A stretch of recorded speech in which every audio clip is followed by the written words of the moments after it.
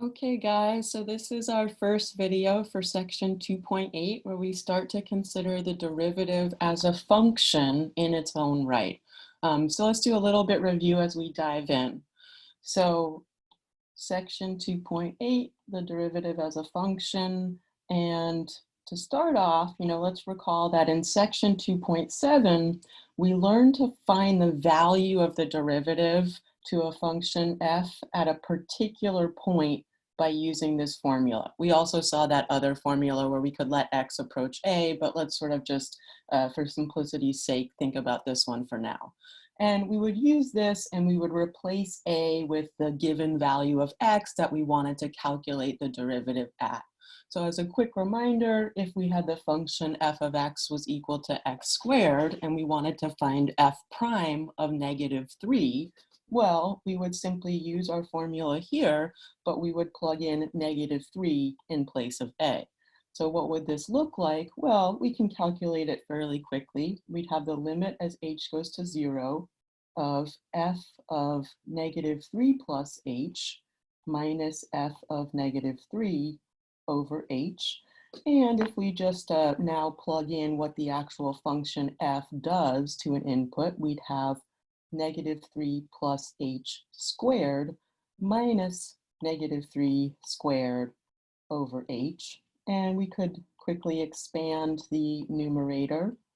-3 plus h squared will give us 9 minus 6h plus h squared. And then we will get a minus, and -3 squared is 9. And cleaning this guy up, we can cancel out the +9 with the -9. And we can then factor an h out of the terms in the numerator, which will allow us to cancel the h in the denominator. Once we get rid of that h, we can then evaluate this limit by direct substitution. So via direct substitution, we now get -6 plus 0, aka -6. So what we've just found is that the value of f prime when x is -3 is equal to -6. And remember, the interpretation of this is simply that if we were looking at the graph of our function f of x equals x squared, and we were looking at the point on this function f of x where x was -3, then if we were to draw in a tangent line at that point, the slope of that tangent line would be -6. Okay. Well, we also learned how to find the value of the derivative at the general point, basically when we didn't replace a with a particular value, but we just left it as a, which then allowed us to find a formula to assess the value of the derivative at any value of a that we wanted to plug in.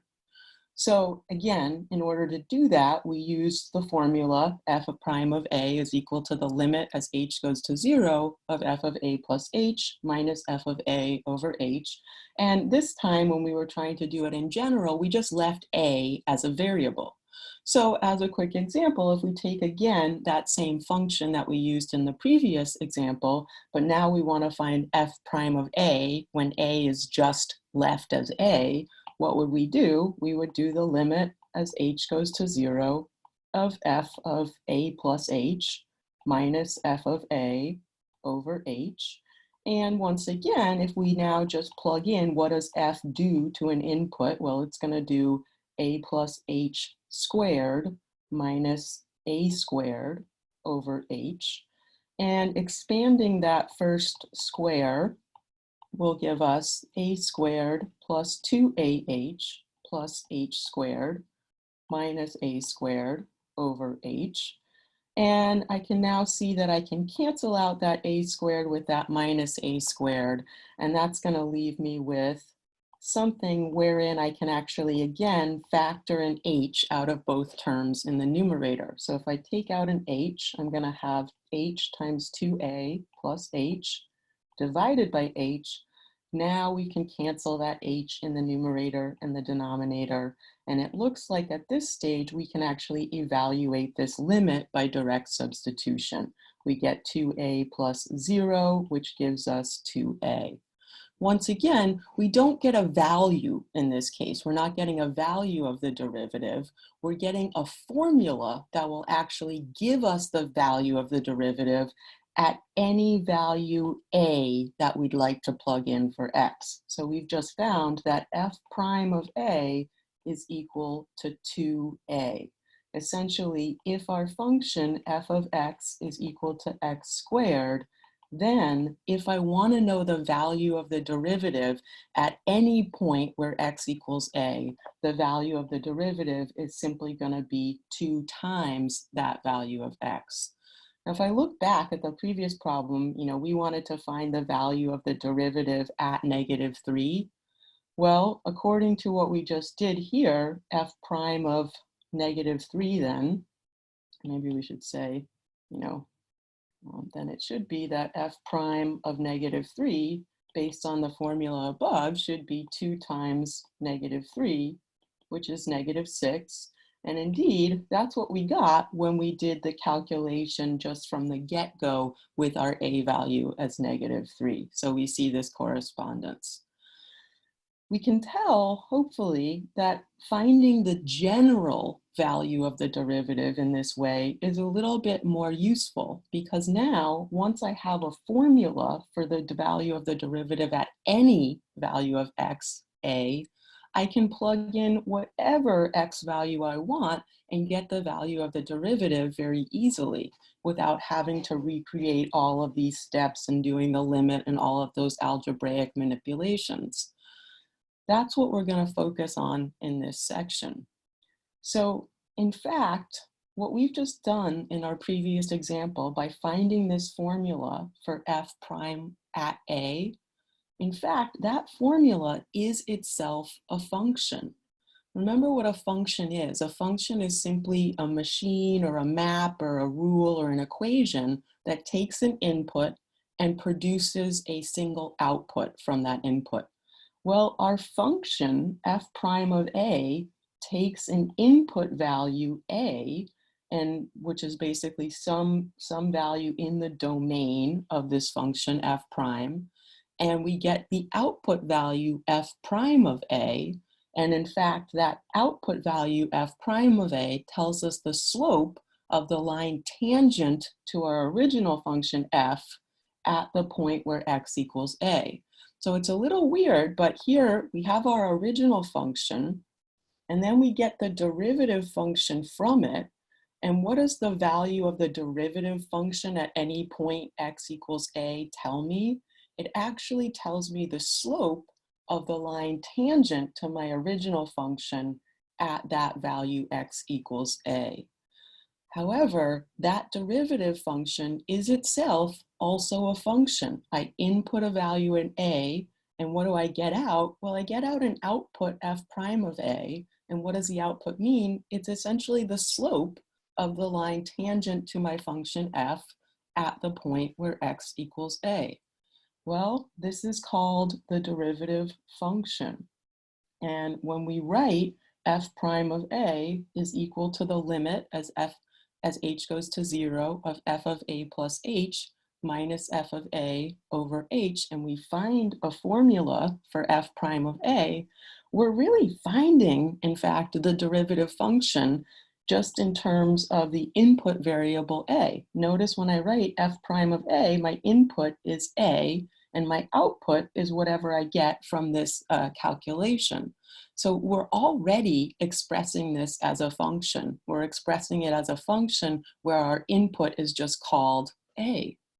Well, there's nothing special about calling an input a though, right? In general, when we see functions, we usually see them expressed with the generic input x.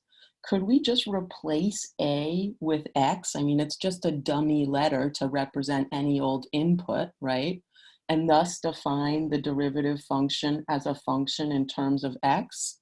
You bet. And in fact, this is the definition of our derivative function as it's normally written. F prime of x, which is the derivative function, is equal to the limit as h approaches 0 of f of x plus h minus f of x over h. And in general, you'll get the derivative function by working out this difference quotient and taking the limit. So ultimately, when you find a derivative function, you're going to start by essentially writing this. You're then going to do all the algebraic manipulation required to get to a point where you can actually take the limit by direct substitution. And then what you will end up with is some sort of more usual form of an equation that will essentially be the equation that you plug values of x into to get the value of the derivative at those corresponding values of x. All right, so let's do the formal definition. Given any function, f of x, the derivative function, which we denote by f prime of x, is given by, this is the exact same difference quotient we've seen, for all values of x for which this limit exists. So here's our formal definition, and this is something that you are going to want to remember. You need to kind of know this definition by heart, and you need to know the difference quotient by heart. This is something you will be using quite a bit, so it is something that you want to have committed to memory. So a couple important things to note about this definition, and some of them are sort of easy to kind of gloss over, but we do want to pay attention. So first of all, note that the definition says that the derivative function for the derivative function to exist, the limit must exist. Now, you might be wondering then, are there going to be times when the limit doesn't exist?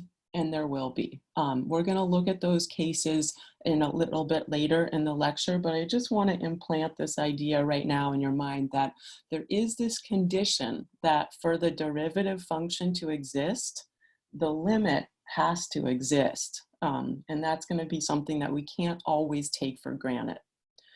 All right. Another thing I want to emphasize is that whenever we talk about a derivative function is not some kind of independent function that exists on its own. Every derivative function is essentially tied or paired to an original function. So they come in pairs together. To have a derivative function, you'd have to have an original function. And if you have an original function, assuming it's differentiable, you will have a derivative function that corresponds to it. So you don't just have some general derivative, you always have a derivative function that's paired with an original function.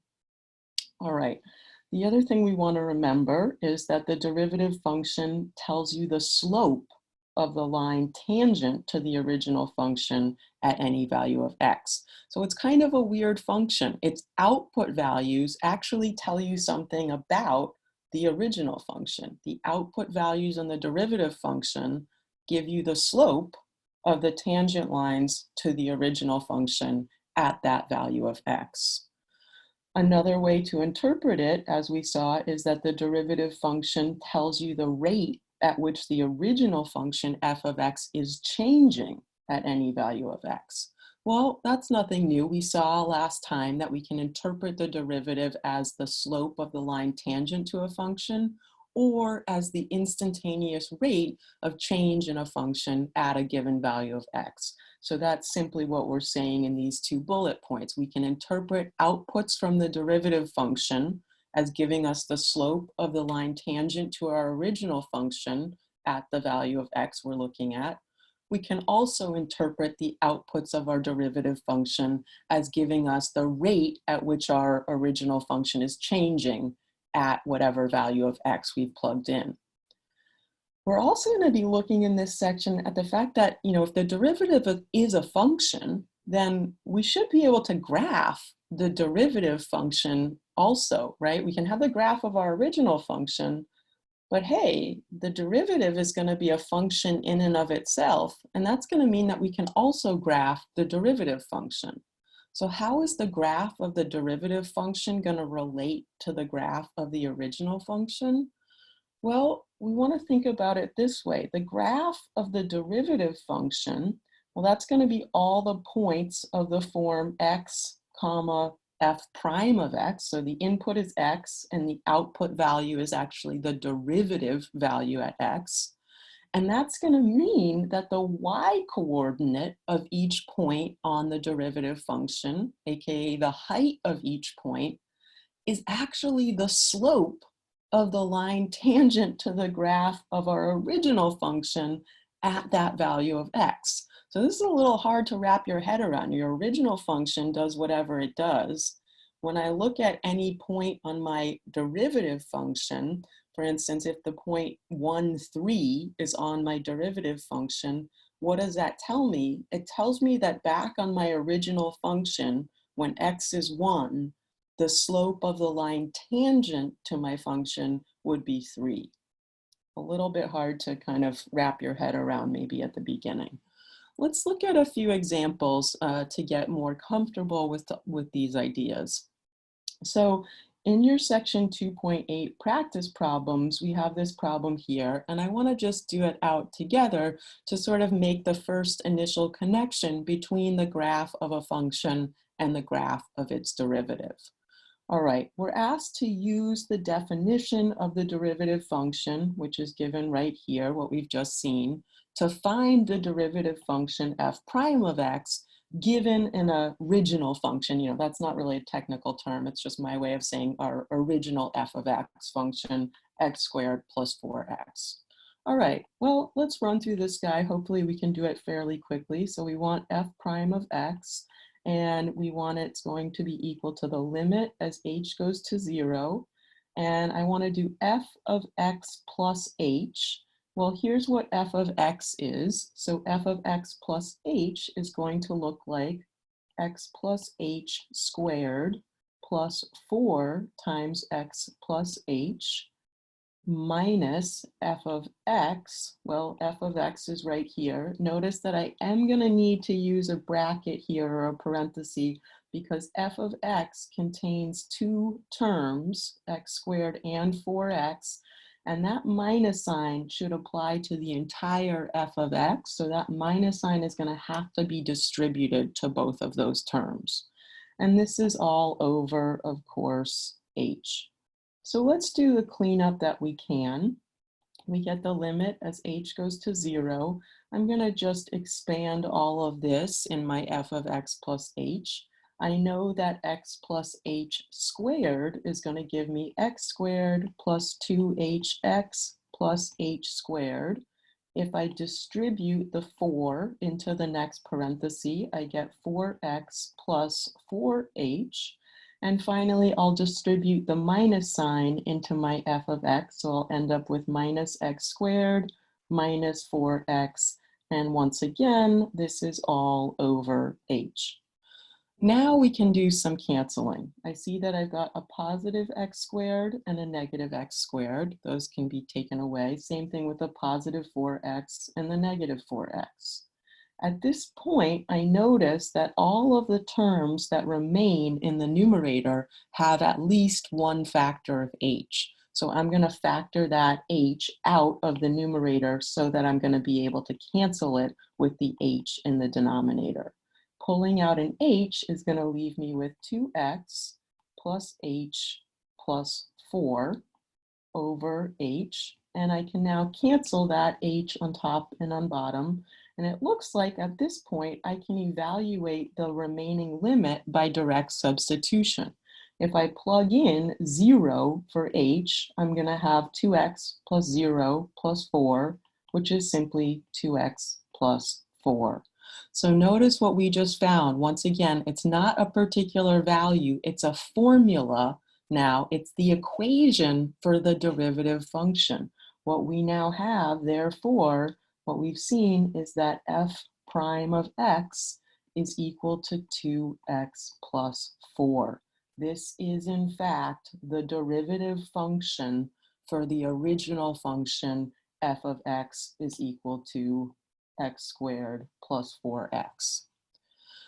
Now, let's actually think about this derivative function as a function in its own right? It's a machine. It's an equation that takes an input x, And what does the derivative function do? It multiplies the input by 2 and adds 4.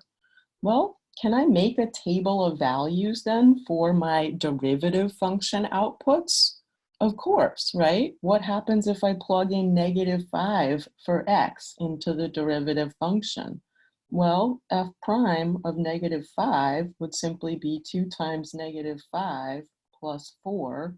So I'm looking at -10 plus 4, or -6.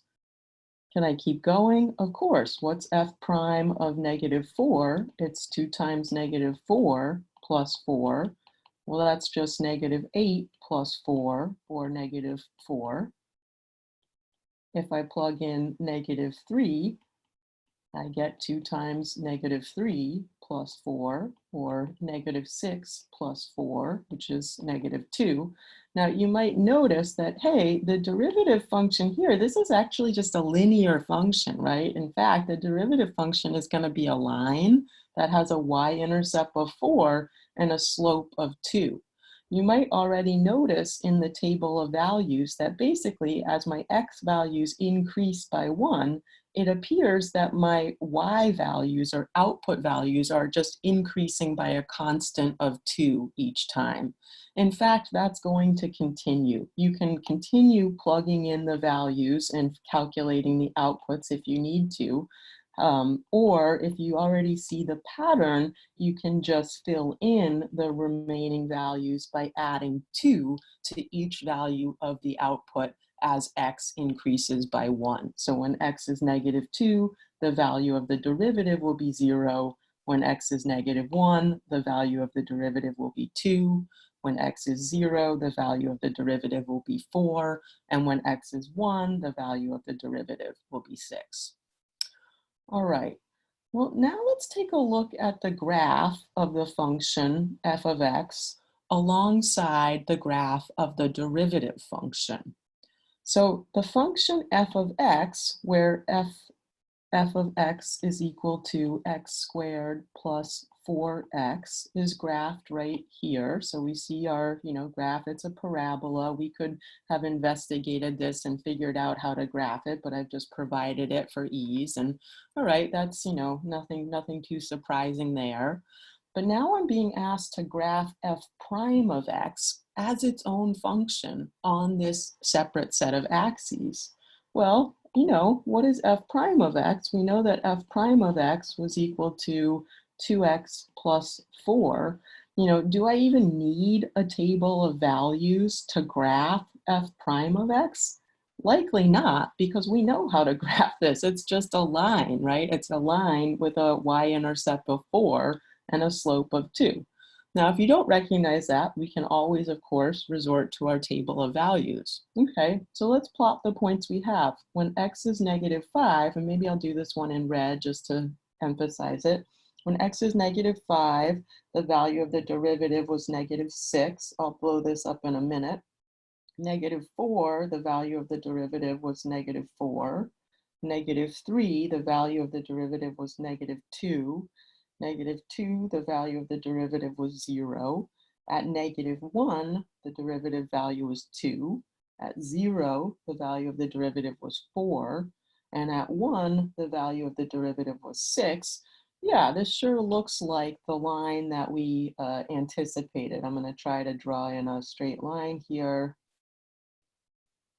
And all right, so we get something that looks halfway decent. So what we now have is the graph of the original function, f of x, and the graph of the derivative by its side. How can I see the connection between these two graphs?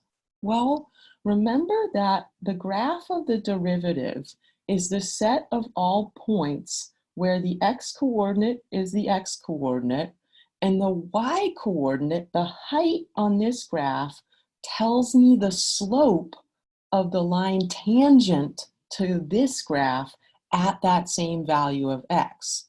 So let's think about this for a moment. I can see that this point 1, 6 is on the graph of my derivative. What does that tell me about the graph of my original function? It tells me that when x is 1 on my original function, and I do this in purple, Now notice the value of the function here is 5, it's not 6. What does that 6 correspond to? It corresponds to the slope, well, that's a bad looking line. If I could draw in a tangent line right there and make it sort of perfect, the slope of, the slope of that tangent line, I'm going to write sort of m for slope of that little line segment, would equal 6. So the point on my derivative function, the heights represent the slopes of the tangent line on the original function. Let's keep going. What do we have as our next point? Well, we have 0, 4. What does that mean? It means that when x is 0 on my original function, if I could, draw in a tangent line perfectly right at the place on this function where x was 0, I'll try to do a little line segment here. The slope of that tangent line, m here, would equal 4. Okay, we keep going a little bit. What's the next point that we sort of have highlighted? It's the point -1, 2. What does that mean? It means that if I were looking at the graph of my original function at the place on the function where x is -1, if I could draw in a little tangent line there, and again, these tangent lines don't look good, but that's just because my drawing is, sucky. What would this mean? It would mean the slope of that tangent line was equal to 2.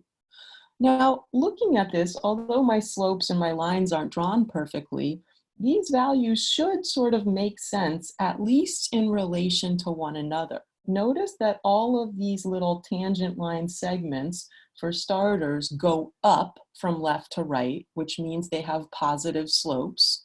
And it certainly looks like they get steeper as I move to the right. So if this is a more gradual slope, it should be a smaller positive value. And as the tangent lines get steeper, it does make sense that our slopes become larger positive values. What are we going to have when x is equal to -2? If we were to draw the tangent line in first at the point on our original function where x is -2, that would look something like this. What's the slope of that guy? Well, that's just a horizontal line, right? What's the slope of a horizontal line? It's equal to 0. How do I see that on my derivative function graph? Well, notice on the derivative function graph, when x is -2, the y value is 0. What is that telling me? It's telling me, hey, when x is -2 on my original function, the height here, which is a height of 0, is in fact giving me the slope of the line tangent to the original function at that value of x. Let's finish this guy up just to see if we can get through it. What do we get from the next point here? -3, -2. Well, that's telling me, once again, that on my original function, if I look at the point on the function where x is -3, and I were to plot a little tangent line there, and again, pretend this looks like a line, what would the slope be of that little tangent line? It would be -2. Well, that seems reasonable if the slope over here is +2. This looks kind of like a mirrored point. We've got a parabola, so it's symmetric, so -2 makes sense. What about going a little bit further? Well, the next point we've got on here, -4, -4, tells me that on my original function, when x is -4, if I were to draw in a tangent line, that's a really bad one. It's not easy for me. The slope of that tangent line, just pretend it looks actually like it's tangent to the function, would be -4. Again, that should make sense because on the opposite side in the same sort of symmetric place, we have a slope of +4. All of these slopes are negative because the lines are going down from left to right. Finally, if we look at the last point we sort of plotted specifically on our derivative function, we have the point -5, -6. What does that tell me about my original function? It tells me that when x is -5 on my original function, the slope of the line tangent to my function right there would be -6. So what I see here, if I look sort of from afar, is that notice that the graph of my derivative function, as I go from left to right, it starts out being very negative and it's becoming less and less and less negative as I move from left to right. Notice that's corresponding to the fact that my original function is going down for the first part of it, and it starts out very steep. That would correspond to very negative slopes, gets a little less steep, less steep, less steep, less steep. That's why the slope is getting closer to 0. When x is -2, we actually have a flat moment on the original function. That's why we see the derivative function having a value of 0 there. And after x is -2, as we keep moving to the right, the slopes are all positive and they're getting steeper and steeper and steeper. Well, notice that's exactly what the derivative function tells me as well. The output values on the derivative function, the heights after x is equal to -2 are all positive and they're getting larger and larger and larger, which is corresponding to the steeper and steeper and steeper slopes that we see on the graph of f of x. So now let's look at another example where we have to work out again the equation for the derivative function. And maybe now let's also kind of explore the issue of the domain of an original function and its derivative. In the previous example, we didn't really bring up domain, but if you take a quick gander at both the original function and its derivative, if I look at the original function, it's a polynomial. Its domain is all real numbers. It exists everywhere. And if I look at the derivative function, it's a linear function. It's also a polynomial. Its domain is all real numbers as well. It exists everywhere. So we didn't really have any problematic values of x in this situation. But let's consider a different one. So let's say our function f of x is equal to 1 over x.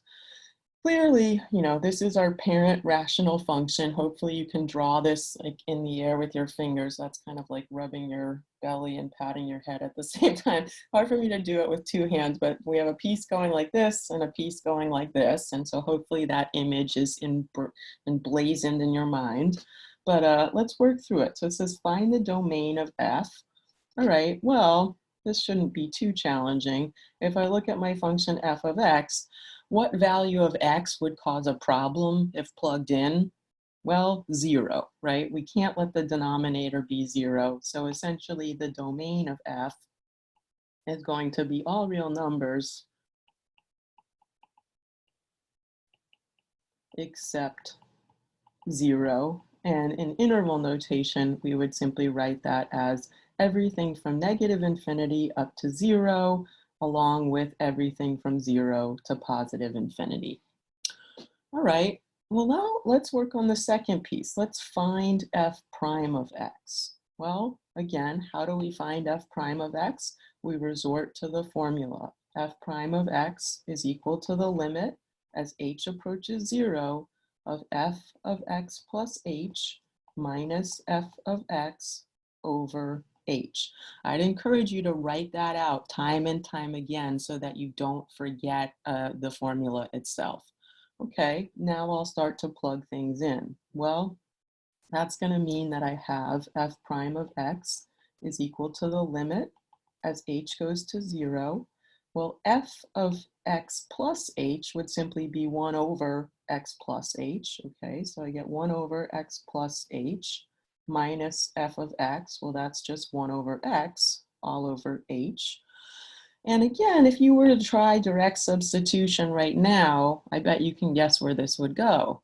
0 over 0, right? We've seen it a million times now. All right, so what are we going to do? We're going to do our algebraic manipulation, maybe starting by combining the fractions in the numerator. Now, although it may look like they have something in common, as factors go, they do not. This is essentially a factor in and of itself, just like x is a factor in and of itself. And the lowest common denominator for these two fractions is actually just going to be the product of their denominators. So in order to get a common denominator, I'm going to multiply the first guy on top by x over x, and the second guy by x plus h over x plus h. Okay, what does that leave me with? That now gives me the limit as h goes to 0. I'm going to just write the whole numerator sort of as one fraction now over my common denominator. And again, I'm doing that just so I kind of remember that this -1 is going to distribute to both of these terms. If you're very good at remembering that, you don't need to sort of write this extra step.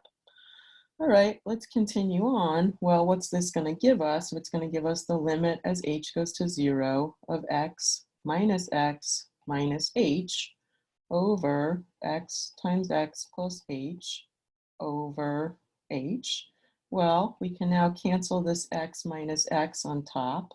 And this might also be a convenient time to get rid of that h in the denominator of the large fraction by just coming along and, multiplying on top and bottom by 1 over h. Okay, that's going to cancel out the denominator of the large fraction, and now we get the limit as h goes to 0 of negative h over h times x plus h. And of course, at this point, we have something where we can now cancel the h on top for the h in the denominator. Of course, that's going to mean we're left with a -1 in the numerator. So we're looking at the limit as h goes to 0 of -1 over x times x plus h. And at this point, we can, in fact, do direct substitution. If I replace h with 0, I'm not going to have any problems. I'm going to get -1 over x times x plus 0, which is just -1 over x times x, or -1 over x squared. So what we have just determined here is that the equation for the derivative function, so therefore, what we now know is that f prime of x is equal to -1 over x squared. So we've got the equation for our derivative function. Now, what can we say about the domain of our derivative function? Well, if I look at the equation for my derivative function, I can see once again, the derivative is also a rational function, just like the original function was. And again, the issue that I'd have is the denominator being 0. Since all I have in the denominator is x squared, hopefully it's fairly easy to determine that the value of x that we need to exclude from the domain is once again 0. So the domain of f prime of x is going to be all real numbers except for 0. And of course, we could write that as -infinity up to 0, union with 0 to +infinity. All right, so now we're asked to graph both functions. Well, let's give this a shot. I'm gonna just input I'm gonna make myself a little, set of axes here. And if I dig, let's see, I'm only gonna graph a small part of both functions because I don't wanna, let me fix that a little bit. Okay, so let's start by graphing f of x. So remember that f of x was just the original, rational function 1 over x. Now, let's say we just graph this on the interval of x values from maybe -3 to +3. Just to get some idea here, and we can do the same thing maybe for our y values. Hopefully we have a sense of what this function looks like, and the graph is somewhat easy to obtain. Well, if you imagine plugging in any value of x here, what happens, let's graph this guy, how about in red?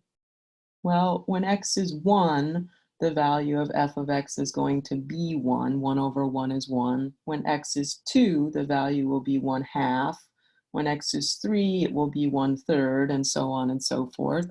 And if I look at what happens between 0 and 1, well, if x itself was 1/2, the value of f of x would be 2. 1 divided by 1/2 is 2. And if x is 1/3, the value of 1 divided by 1/3 would be 3. So again, I have that kind of mirror hyperbola situation going on. And again, my drawing leaves a lot to be desired, but we get the idea. What happens on the other side of this function? Well, when x is -1, the y value is -1. When x is -2, the y value is -1/2. When x is -3, the y value is -1/3. And again, if I look at what happens in between -1 and 0, I can imagine, well, if x was -1/2, 1 divided by a -1/2 would be -2. If x was -1/3, 1 divided by -1/3 is -3. And so I get my, beloved graph of the rational function 1 over x. And we can see, as we saw that, the domain of this function, remember, was all real numbers except for 0. Well, that's reflected in our graph. We have a vertical asymptote at x equals 0. The function does not exist when x is equal to 0. All right, well, let's now graph our derivative function, just for kicks. So if I graph the derivative function, I'm just going to give myself a new set of axes here. And we may need a little more room this time, but that's okay. I'm not going to do everything to scale here. And remember that our derivative function, f prime of x, was given by the equation -1 over x squared. So we'll try to do this guy maybe in purple. Now, this one may be harder for you to, just come up with because you're not just dividing 1 by an x value. So if you need to make a table, that's fine. If we made a little table for ourselves, thinking about, well, values of x and then values of f prime of x, let's just go from, I don't know, how about -2 to 2? Well, if x is -2, what's f prime of x going to be? It's going to be -1 divided by -2 squared. -2 squared is 4, -1/4. Okay. What about if x is -1? Well, then we're going to have -1 divided by -1 squared. -1 squared will be +1. So -1 divided by +1 will be -1. We know that x can't be 0. We've already said that's not in the domain. And what about if x is +1 or +2?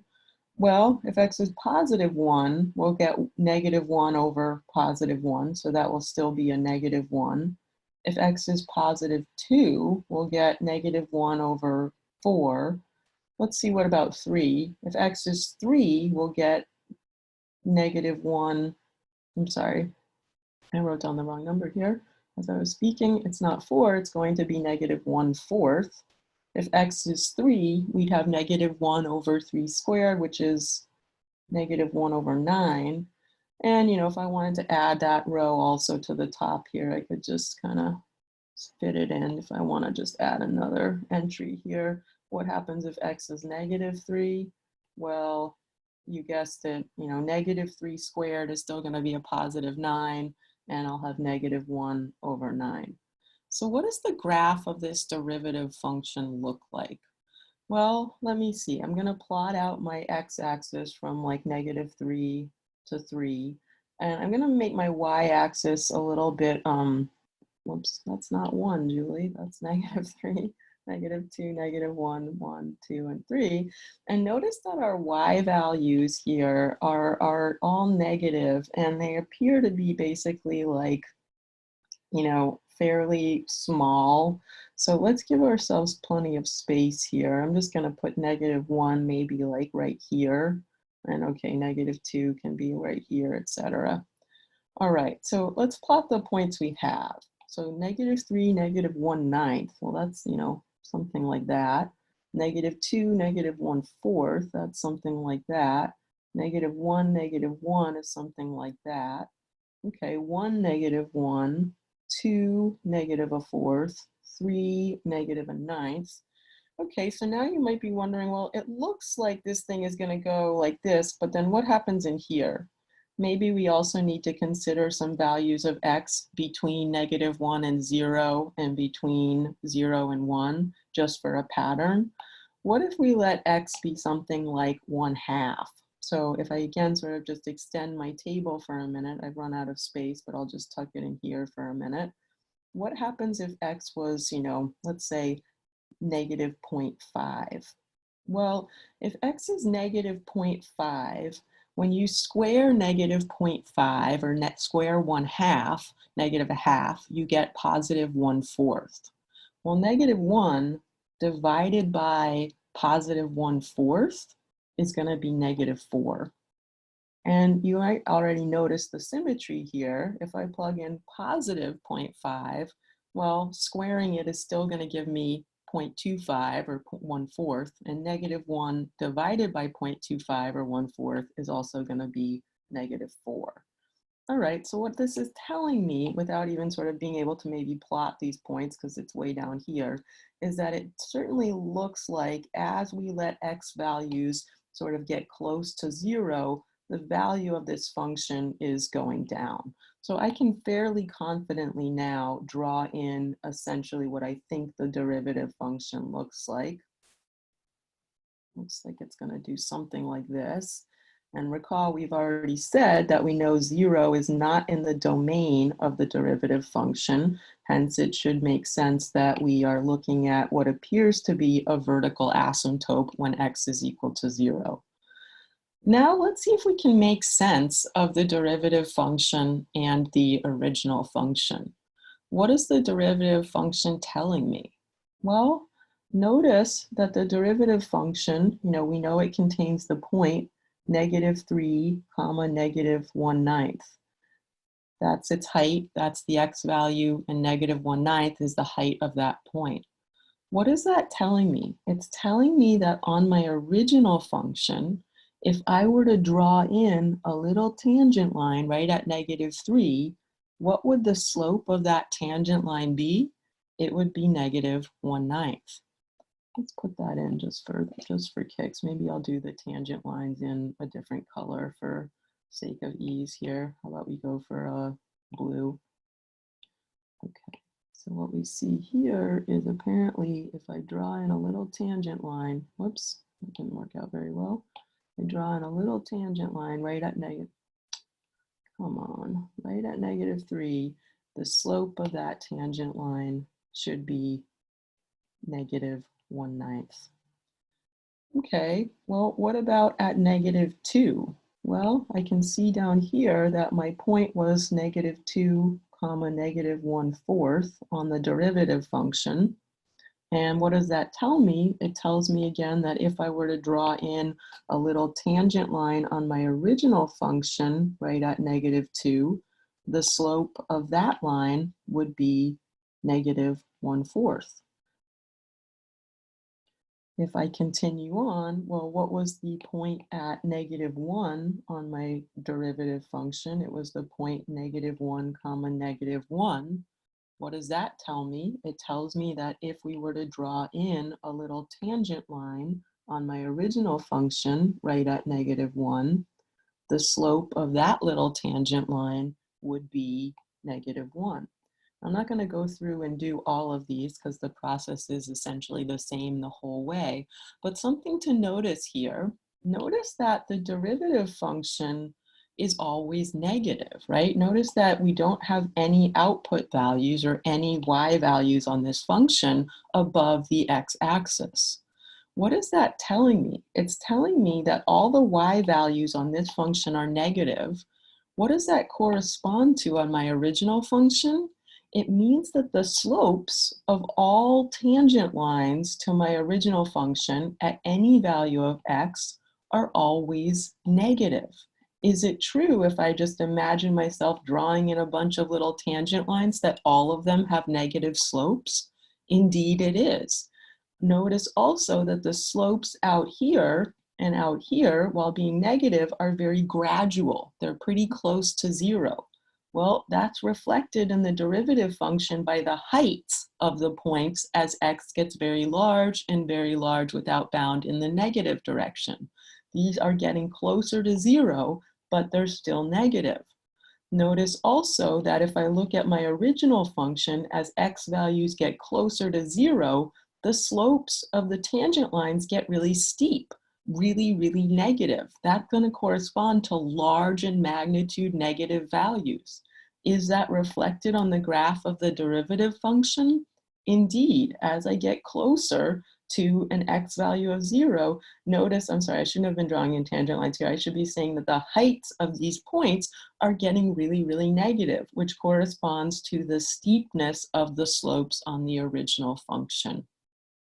Hopefully this correspondence is coming together. Let's do one more where we find the derivative function. There was a problem like this in your homework, and it's particularly nasty, so let's go over it together. So starting out, we're asked to just find the domain of this function g, and g has sort of two issues. One issue is that we know that x is inside a square root, and the square root of x is only defined when x is greater than or equal to 0, so we know that x has to be non-negative for the root to be defined. In this case, the root also happens to be in the denominator, and therefore we are only going to have to allow x values that are strictly positive. The 0, that would be fine just for the square root itself, will not be fine in this case, because if x was actually 0, although taking the square root of 0 is fine, it's just 0, then we'd have 0 in the denominator. So in our case, the domain of g is going to be all real numbers greater than 0. So x has to be greater than 0, aka anything from 0 to infinity.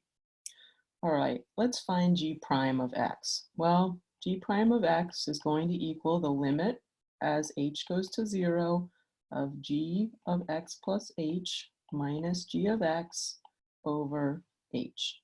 All right, so let's actually do this at the function g. So g of x plus h is going to be 5 over the square root of x plus h minus g of x is 5 over the square root of x all over h.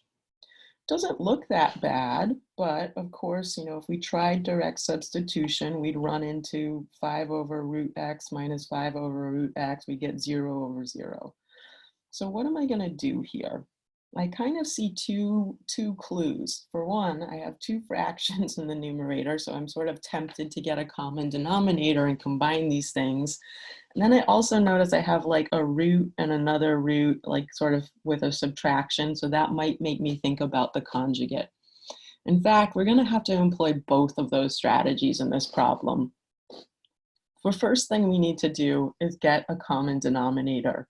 Now, once again, although these may appear to have something in common, as factors, these two denominators are actually totally different from one another. So our common denominator is simply going to be the product of these two denominators. So that's going to mean I'm going to come along and multiply the first fraction in the numerator by the square root of x over the square root of x.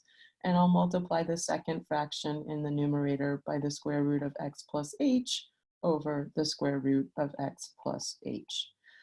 All right, now I'll write the fractions in the numerator as a single fraction, and that's just going to be 5 times the square root of x minus 5 times the square root of x plus h all over the square root of x times the square root of x plus h. Now, as I always say, do not actually multiply in the denominator. You can just leave those two factors, expressed as a product without multiplying.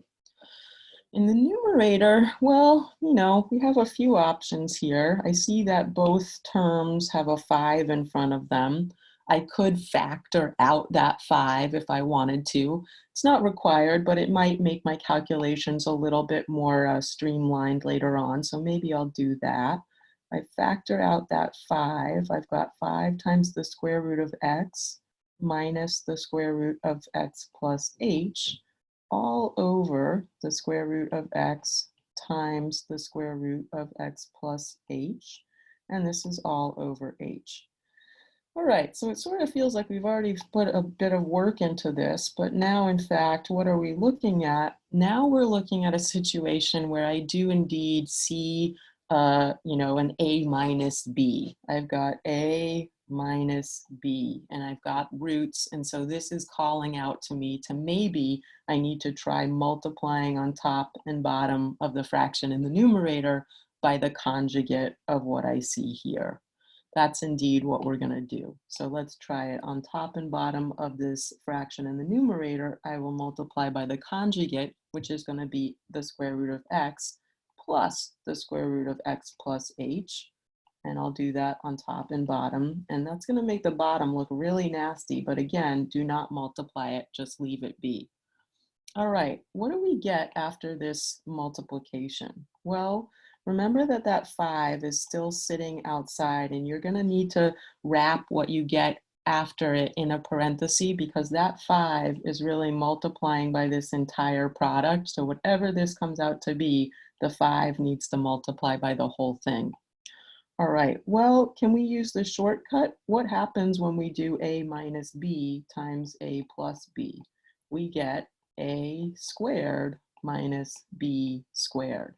In our case, our a is basically like the square root of x, and our b is the square root of x plus h. So using the fact that I know the difference of squares, expanded form, I know this is going to give me the square root of x squared minus the square root of x plus h squared.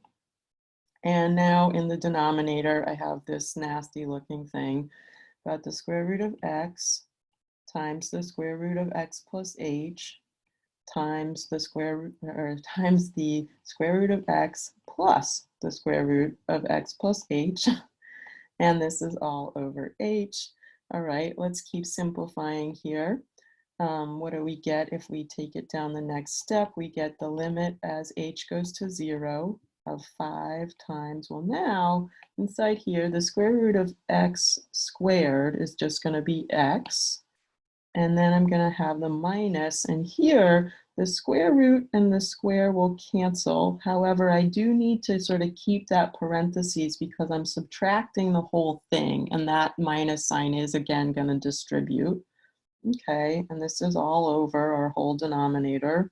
Square root of x times square root of x plus h times the square root of x plus the square root of x plus h.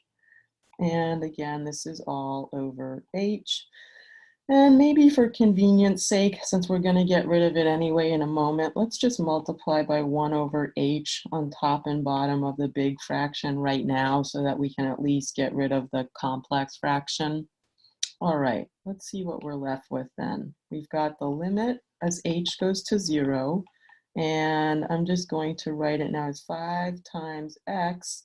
Distributing this minus sign gives me 5 times x minus h all over h times the square root of x times the square root of x plus h times the quantity square root of x plus the square root of x plus h.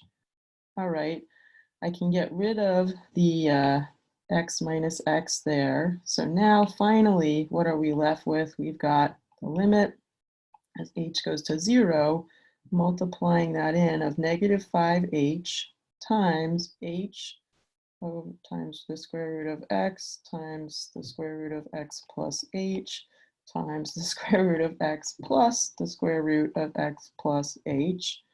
Woo! All right, well, now the good news, we can cancel the h on top and bottom. And finally, we actually now do have something that we can evaluate by direct substitution. It looks pretty nasty, but let's just plug in 0 for h and see what we end up with. So I get negative 5 over the square root of x times the square root of x plus 0 times the square root of x plus the square root of x plus 0. Okay, well, what does that actually simplify to? I get -5 over the square root of x times the square root of x. And in this guy here, well, the square root of x plus the square root of x, you can write it like this first if you need to. Okay, so let's see, what do we end up with? We get -5 over, now I can do the multiplication out here. There's not two terms, they're just factors. The square root of x times the square root of x is x. And what happened inside here? Well, I have one square root of x plus another square root of x. That's the same thing as just two square root of x. Okay, so I'm looking at -5 over 2x times the square root of x. Now this is in fact okay, a function, a derivative function. So our g prime of x is in fact -5 over 2x times the square root of x. But perhaps we want to write it without this x times root x. So in order to rewrite this with a fractional exponent, we have to remember that we can express, first of all, x itself is simply x to the first power. And the square root of x, remember, is x to the 1/2 power. And recall that when you multiply the same base as we are doing down here in the denominator, the powers add together. So if I add 1 to 1/2, you get 1/2 or 3/2. So another way to write this would be to say it's -5 over 2x to the 3/2 power. The 3/2 power is essentially the same thing as x times the square root of x. So another interpretation of our derivative function is simply to call it -5 over 2x to the 3/2. Either one of these would be fine for me. WebAssign might prefer the fractional exponent. So we've gotten our g prime of x. Well, what was the last step? We wanted to find the domain of this g prime function. Well, domain may be easier to assess by actually looking at the top version here. Once again, I see I've got two issues. I've got a root, so I know that x cannot be negative for the root to, exist as a real number. I also have x in the denominator sort of twice, and so I know that x cannot also be 0. So in this case, the domain of g of x looks like it's actually going, the domain of g prime of x looks like it's actually going to match up with the domain of g of x as well. The domain of g of x looks like x has to be strictly greater than 0, aka we have anything from 0 but not including it up to positive infinity. Now, I will say in these first two examples, we got the same domain for the original function and the derivative function. Do not assume that that will always be the case. Often their domains are related, but there is quite often a situation in which the domain of the derivative function may in fact be more limited than the domain of the original function. All right. Now let's consider the part of the definition that we sort of highlighted early on and I said we'd come back to. And this was the whole notion of, if this limit exists. And so, how can the limit fail to exist? Well, that would basically be saying how can a function fail to be differentiable? We say that it's fails to be differentiable if the derivative does not exist. Well, let's consider an example to kind of get the theory, the concept behind it first. So you have to recall in this case where the definition of the derivative came from. Remember that we started when we were defining the derivative as the slope of the line tangent to a function at a point. We basically assumed our point x comma f of x. And then one of the ways we defined a point nearby was by saying, well, let's just sort of add on this little bit h to x. And so then the next point here has a coordinate of x plus h, and its y coordinate is simply f of x plus h. And what we found was, the slope of the secant line connecting those 2 points would simply be expressed by slope formula, f of, y2 minus y1. So I basically got that, secant slope. So m secant was equal to f of x plus h minus f of x over the difference in the x coordinates, x plus h minus x. And of course, how did this turn into our formula for the derivative? Well, we said for starters, we can now just get rid of the x minus x on the bottom. So that's why we only have h on the bottom. We said, well, for this to become the slope of the tangent line, what has to happen? We have to let that little distance that we added on to the x coordinate go to 0. Essentially, if we let this h value, this tiny little distance, shrink to 0, then this second point will get infinitesimally close to my first point, and the slope of the secant line will in fact be the slope of the tangent line. So recall, we said, okay, well then to get m tan, we did the limit as h goes to 0 of f of x plus h minus f of x over h. And hey, that looks like our definition of the derivative, right? Now, I want to emphasize a point here, and the point is that in this picture, because for whatever reason it's easier for us to draw things to the right, we're kind of assuming, if this is the diagram we're given, that our h value is greater than 0, that h is positive, which means we're assuming that when I add h to x, that my second point is actually to the right of my first point. And in this picture, that basically means, because I'm assuming that h is positive, I'm assuming that h is going to 0, h is shrinking to 0, but it's shrinking to 0 from the positive side. H is not negative.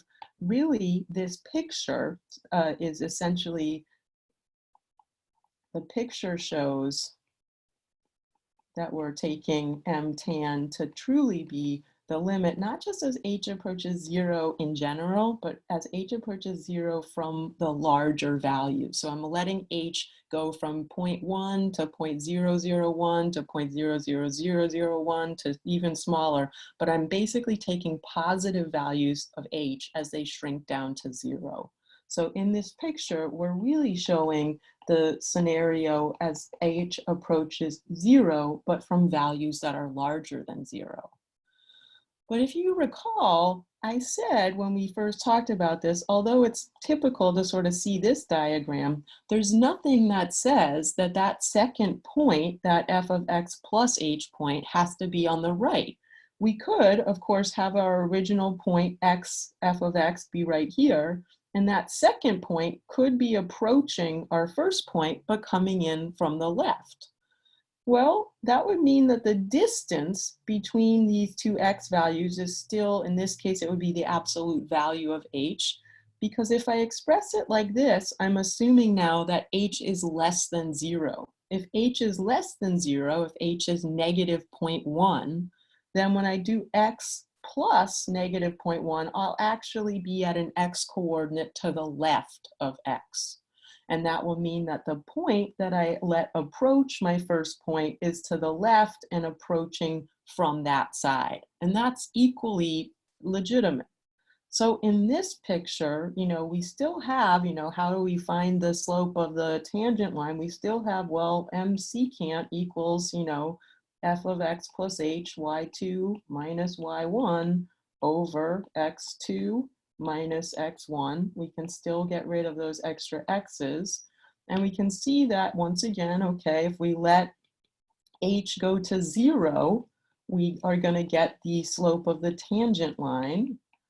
And if we really consider what this particular picture is diagramming though, we're letting h go to 0, we're letting that distance shrink to 0, but we're assuming that h is actually negative, so that when we do x plus h, we get a value to the left of x along the x-axis. So if we're letting h go to 0, but we know h is negative, then we're basically saying, okay, h could be negative 0.1, it could be negative 0.01, it could be negative 0.001. That's going to bring us closer and closer to x. Essentially, we're letting h approach 0, but from below, from negative values. So in fact, this picture shows that the m tan is going to be equal to the limit as h approaches 0 from the left of f of x plus h minus f of x over h. So notice that in fact, I can break down this whole idea of a tangent slope as either letting h approach 0 from the right, which is going to mean my second point is approaching my first point but coming in from the right, or if h is approaching 0 but from the left, that's going to correspond to my second point approaching my first point from the left. Remember that a limit exists only if both the limit from the left and the right exist and they're equal to one another. Now here's where it gets a little confusing. Note that the limits we're talking about here are not just the limit of like this function, it's the limit of the slope quotient. So we can't actually sort of see, it's not like we're saying what value am I approaching on this function from left and right. We're saying what value is the slope approaching if we let this tiny distance go to 0. We can't actually see this limit very easily in the picture. But one thing we do know is that in fact, for this limit to exist, for the limit, the derivative basically to exist, we must have the limit as h approaches 0 from the left equal to the limit as h approaches 0 from the right. This was back just in our regular study of limits. And normally when we said this, we weren't looking at a whole difference quotient. We were just looking at some function. But hey, for any limit to exist, the limit from the left has to be equal to the limit from the right. So let's take a look and see if we can use this theory to kind of clarify an example. Suppose that we've been given a function f of x is equal to the absolute value of x minus 3. And we're asked to show that f prime of x does not exist at x equals 3. Well, let's take a look at our function here. Now, we know how to graph this function. It's an absolute value function, so it's a v, so it might be nice just to kind of draw a quick sketch of it just to have the visual. So let me do that quickly over here on the side. And I've left myself a little more room, but that's okay. So if I go 1, 2, 3, 4, 5, 6, and maybe let's just go up to 3 here. What do we know? We know that this guy looks basically like it's got its little angle point at 3. It has the point 2, 1, 1, 2, 0, 3. Whoops, am I doing something wrong here? No, okay, all right. And then it goes like this, okay. All right, so I'm not doing the super careful picture of this by any means, but just to give us some idea of what we're looking at here. Now, we're being asked to show in this problem that in fact, the derivative of this function does not exist when x is equal to 3. What does that correspond to when I look at this picture of the graph of the function? Well, we're basically, if I think about this is my function, and remember that the value of the derivative is always telling me the slope of the line tangent to this function, well, maybe I can already see the problem that I run into at 3. Can I define a tangent line to this function at 3? Is it like flat? Is it like this? Is it like this? It kind of looks like it's going to be hard to even know what a tangent line at 3 would look like because we have this sharp corner at 3, right? In fact, notice that on the left-hand side of 3, this is really just a linear piecewise function. And on the right of 3, it's also linear. Well, I can actually predict then just by looking at it, on basically all values of x that are less than 3, what is the slope of the tangent line when x is less than, not negative 3, but 3? Well, notice it looks like the slope is, down one, right one, down one, right one, down one, right one. It looks like the slope would be -1. What about for all values of x that are larger than 3? Well, when x is greater than 3, again, it looks like this piece of the function is linear, meaning it has a constant slope. So I can actually just get its slope there. And it looks like the slope is, up 1 over 1, up 1 over 1, up 1 over 1. Looks like over here that the slope is equal to +1. So notice I have this kind of abrupt change, right? As I approach 3 from the left, the slope is -1. And then suddenly, if I was approaching 3 from the right, the slope on that piece is +1. And it just sort of suddenly transitions from -1 to +1 right at 3. But how can we define what's going on at 3? In fact, as we're going to see, we cannot. Let's look at the formal way to prove this. So in order to prove that the function is not differentiable at x equals 3, aka we want to show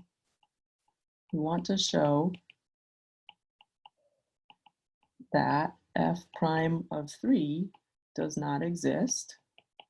And one way to show that would be to show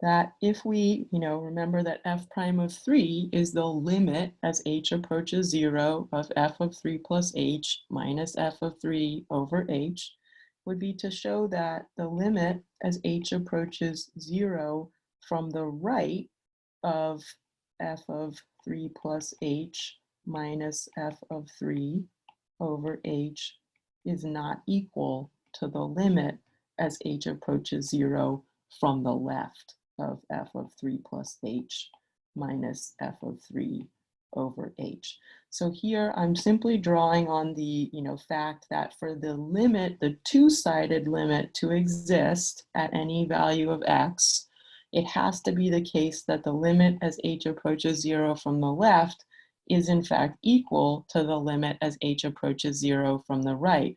These two one-sided limits have to exist and be equal in order for us to claim that the two-sided or overall limit exists.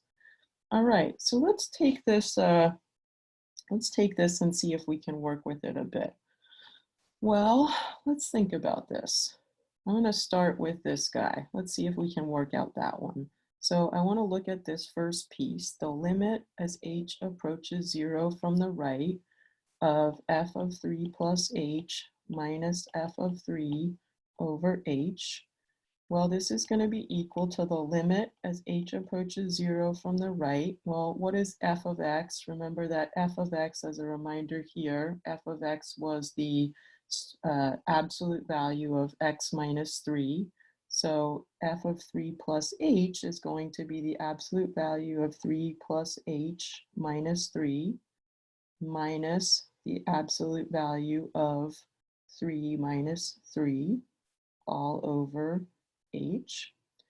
All right, well, what happens? It looks like actually, oh, here, well, 3 minus 3, that's just going to be 0 in there. And oh, in this first absolute value, we also have a 3 minus 3. So what are we ending up with? We're ending up with, all right, the limit as h goes to 0 from above of the absolute value of h over h. Well, here we have to remember the definition of absolute value. Remember, the absolute value of something is in fact defined by either being equal to that something whenever that something is greater than or equal to 0, and being equal to the opposite of that something whenever that something is less than 0. Well, what can I say about the absolute value of h if I'm taking the limit as h approaches 0 from above? Well, that means that h is positive. So if I'm taking the absolute value of something that's greater than or equal to 0, the absolute value of it is just equal to it. So based on my definition of absolute value, since I know h is positive based on this right here, then we know the absolute value of h is equal to h, so I can get rid of the absolute value bars. And we get, whoops, not equal sign, but a fraction bar, h over h. Well, now I can cancel, and I can say, well, h over h is just 1, so I get the limit as h goes to 0 from above of 1, and the limit of a constant, remember, is just the constant. All right, so what is that showing me? It's showing me basically what we already see reflected in this picture. If I take h to be greater than 0, then my second point is going to be somewhere to the right of 3 in my x plus h, and I'm letting it approach 3, the point right there. And what did I already say? Well, I already kind of assessed that over here, the slope is equal to 1. That's exactly what we just found. Well, what's going to happen when we assess the limit as h approaches 0, but from the left? Let's do it. Well, let's check that limit. What about the limit as h approaches 0, but from the left of f of 3 plus h minus f of 3 over h? Okay, well, this is going to give me the limit as h approaches 0 from the left of the absolute value of 3 plus h minus 3 minus the absolute value of 3 minus 3, again, over h. And once again, I'm going to be able to get rid of all of this, get rid of this just a 0. And that's going to mean I'm left with the limit as h goes to 0, but from the left, or from values that are smaller than 0, of the absolute value of h over h. Notice what my value here is telling me. If h is approaching 0, but from the left, that means that h is negative. So I'm assuming here that h is a negative value. Well, if h happens to be negative, what do we know about the absolute value of something when that thing is less than 0? The absolute value of it is equal to the opposite of it. So if h is negative, I can replace the absolute value of h with negative, or the opposite of h. So I'm going to get negative h over h. Okay, well, those again can cancel and just give me negative 1 over 1. So I get the limit as h goes to 0 from the left of negative 1, which of course is just the constant negative 1. So notice it is true in this case that the limits from both sides exist. The limit as h approaches 0 from the right of our difference quotient, f of 3 plus h minus f of 3 over h, but it was not equal to the limit as h approaches 0 from the left of f of 3 plus h minus f of 3 over h. And therefore, what we can say is that the overall, or two-sided limit, the general limit as h approaches just 0 from either side, does not exist, because we're getting a different value for this slope quotient when we let our second point approach the first point from the left as we do from the right. So the limit in general as h approaches 0 of f of 3 plus h minus f of 3 over h does not exist. And this implies that this function f of x is not differentiable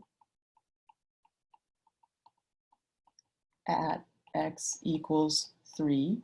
And another way to state this is simply that f prime of 3 does not exist. So our sort of takeaway here is that we showed by showing that the two one-sided limits were not equal to each other. And remember, we're not looking at the limit of the function itself. For instance, does the limit of just f of x exist as x approaches 3? Yeah, we're approaching 0 as we let x approach 3 from either side. But we're not talking about the limit right now of this function. We're talking about the limit of that slope function as we take a second point and we let that second point approach our point at 3, 0. And what we're seeing is the limit of that slope is different when we let that second point come in from the right versus when we let it come in from the left. So what we've proved here is that because these two left hand and right hand limits of the slope function are not the same, we cannot actually assign a value to the two-sided limit. Now, in fact, every time we have a function in which there's a corner, like we see at x equals 3 here, we're going to have the same thing happen. Now, we're not going to have to prove this each and every time. That would be a total, tedious nightmare. From here on out, we're going to kind of recognize these situations, hopefully graphically at least. So let's take stock here of all the different situations that can result in the derivative not existing at a point. And I think most of these are going to be fairly straightforward in terms of imagining why. So can we tell more easily if or where a function fails to be differentiable? Of course, the answer is yes. So let's look at some of the cases. Let's make a list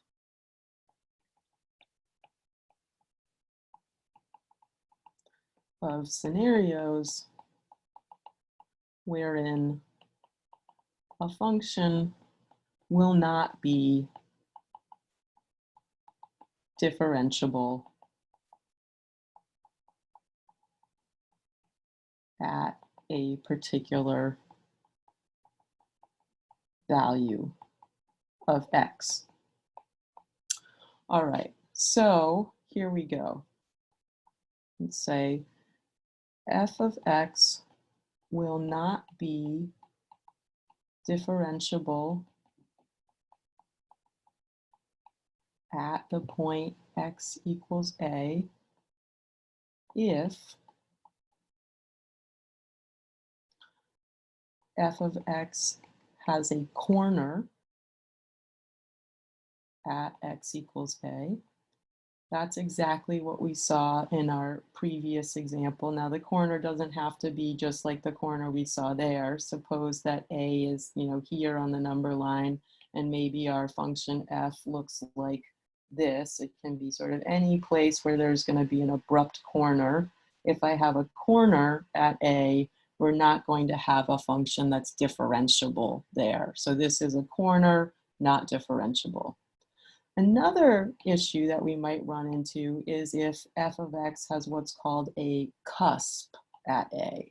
And a cusp is similar to a corner, but is slightly different in the sense that it's a little more shaped like so. So let's say I have a cusp at a.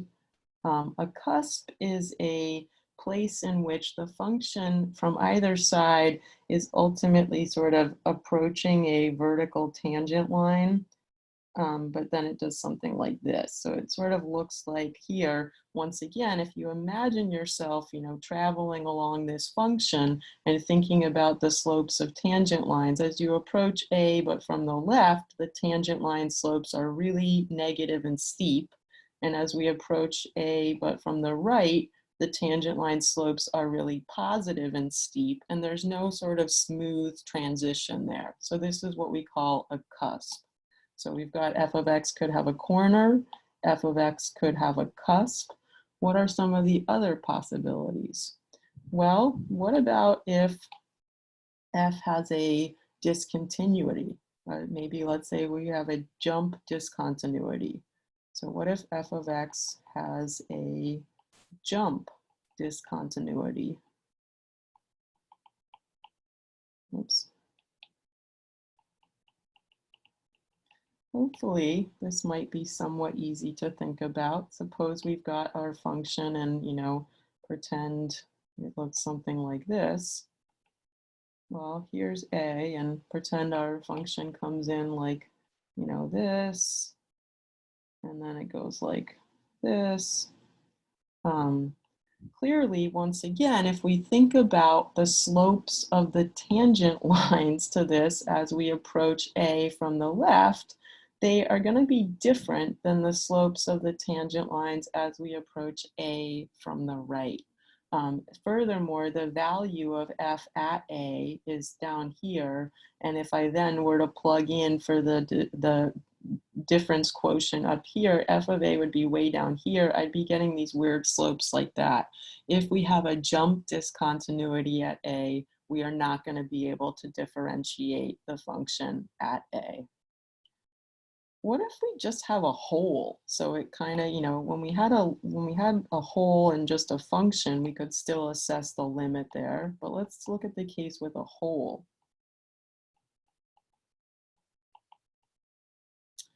Well, if I've got a hole at A, let's think about why this could be problematic. Let's pretend that our function, basically just does this and it has a hole and then it sort of keeps going. Well, if I think about this as my function, does the limit as x approaches a exist? Sure. Remember, a hole doesn't keep the limit of the function existing. But why is it going to keep the limit of the slope quotient from existing? Well, in fact, the answer to this is a little bit easier if we indeed look at the formula for our, tangent slope or our derivative. Remember that our derivative formula is right here. Notice that this requires, for this f prime of x to exist, we have to have f of x plus h minus f of x. Well, for this f prime of a to exist, we have to have,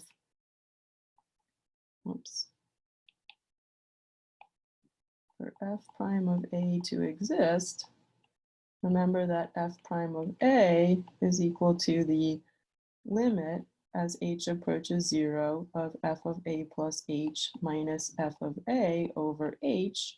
Well, notice that f of a is in that expression. So for f prime of a to exist, in fact, we need f of a to exist. And notice in my picture, f of a does not happen to exist. So here is a situation we need f of a to exist. And here, f of a does not exist. Hence, the function will not have a derivative value there because the function doesn't exist there. And this is going to be true for any type of place where a function doesn't exist. If the function doesn't exist at A, it will not be differentiable at A. So we can say, in general, if f of A does not exist, then f will not be differentiable at A.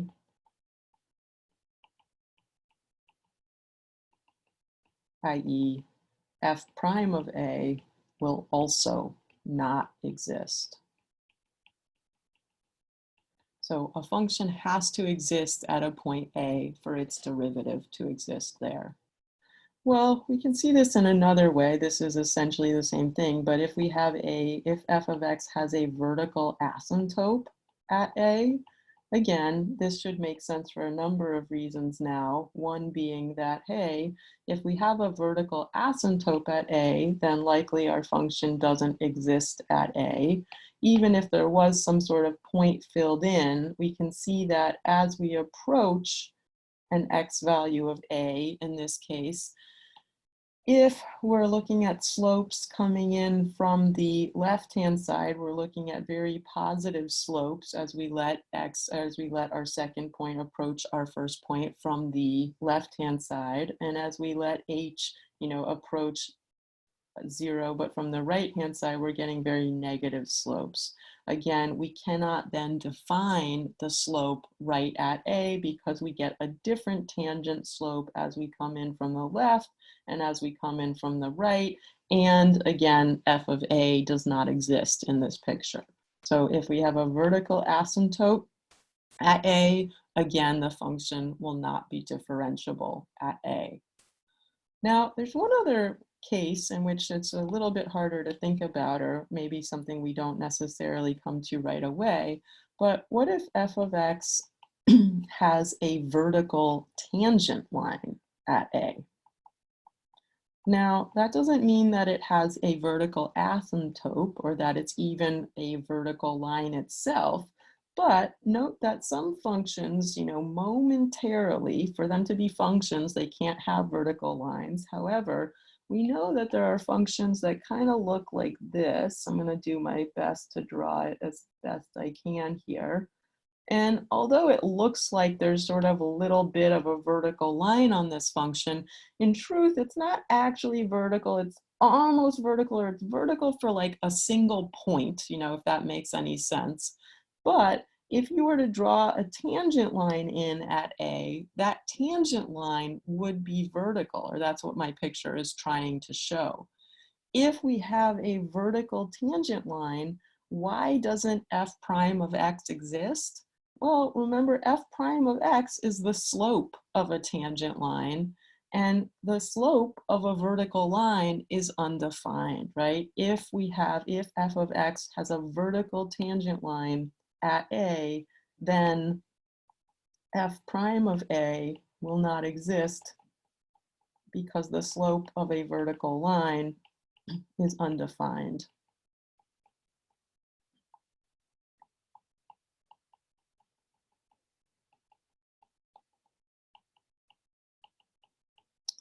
All right, so these are our cases here. Now, before we finish this video, I want to say that there's an important theorem that is probably going to, make sense as we think about all of these cases we've just looked at, wherein the derivative does not exist at a particular value.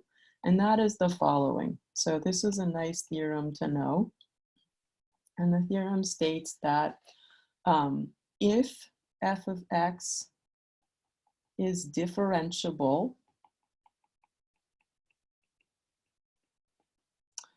at A, so differentiable means the derivative exists, i.e.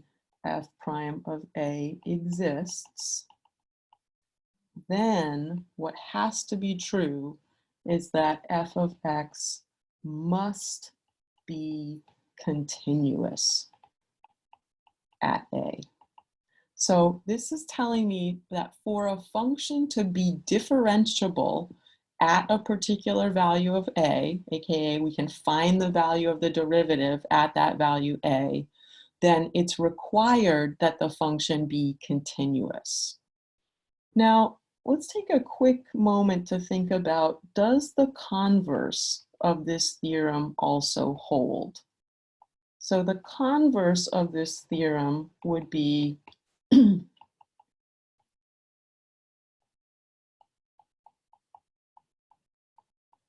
if f of x is continuous at A, then f of x is differentiable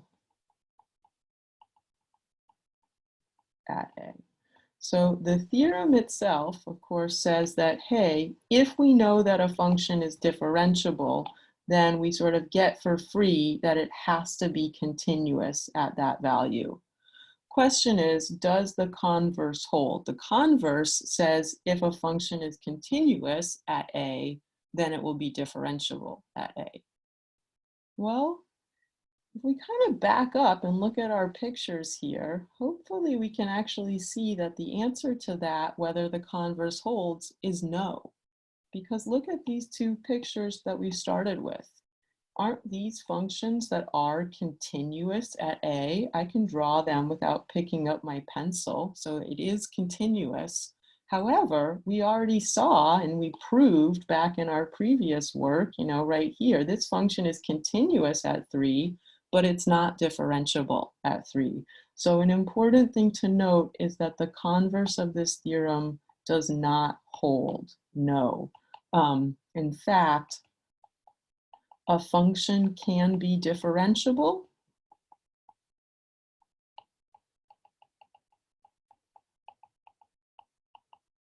at A without, oh, I'm sorry, I wrote the wrong word. A function can be continuous at A,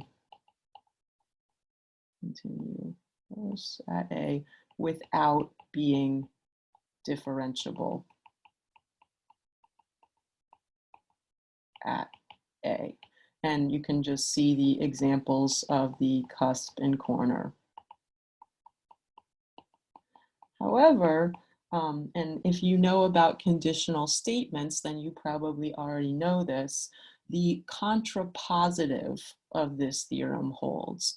The contrapositive says the following, and the contrapositive of any conditional statement that's true is also true.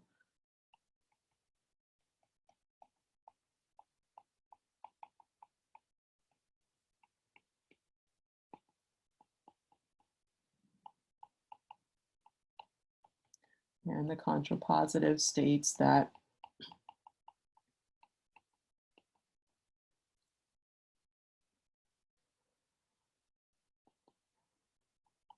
if, so our original theorem is if f of x is differentiable at A, then it must be continuous at A.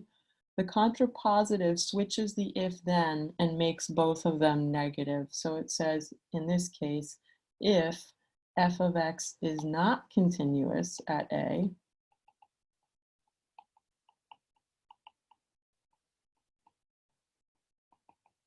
then f of x is not differentiable at A. So what this tells us is that continuity is a requirement for differentiability.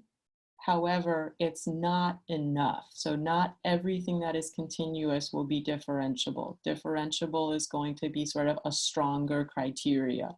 For something to be differentiable, it has to be continuous, but being continuous does not guarantee differentiability.